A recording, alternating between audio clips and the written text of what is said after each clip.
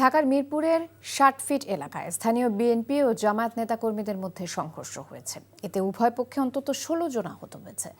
প্রত্যক্ষদর্শীরা জানিয়েছে, বিকেলে কয়েকজন নারী পীরের বাগ মুম্বাই রোডের একটি বাসায় গণভোটের প্রচার চালায়।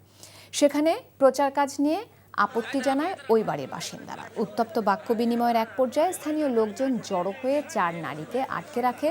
আটকে থাকা নারীরা জামায়াতের কর্মী দাবি করে তাদেরকে উদ্ধার করতে এলে ছাত্র শিবিরের নেতাকর্মীদের সাথে স্থানীয় বিএনপির ধাওয়া পাল্টা ধাওয়া হয়।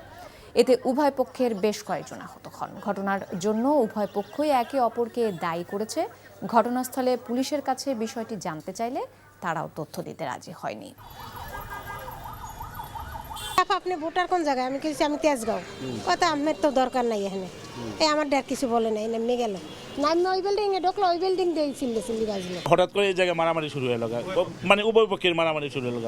তখন আমি যখন আমার দোকান লই তো আমি ব্যস্ত থাকি, তখন আমার শাটার আমি টান দিতে বাধ্য হয়েছি। এখানে আমাদের মহিলারা, আমাদের আন্টিরা এখানে দাওয়াতি সংযোগ কাজ করতে আসছে, তাদেরকে তারা আটকাইছে।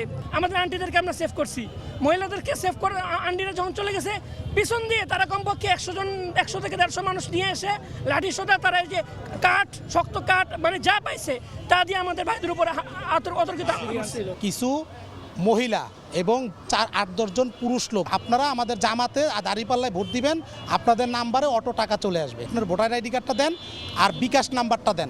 এলাকাবাসী যারা আছে এলাকার সবাই তাদেরকে ঘিরা ফেলাইছে। তখন তারা বাঁচার জন্য মসজিদের মধ্যে দৌড়ায় ঢুকছে। তারা অন্য এলাকার থেকে এসে এই এলাকায় সন্ত্রাসী কর্মকাণ্ড করেছে।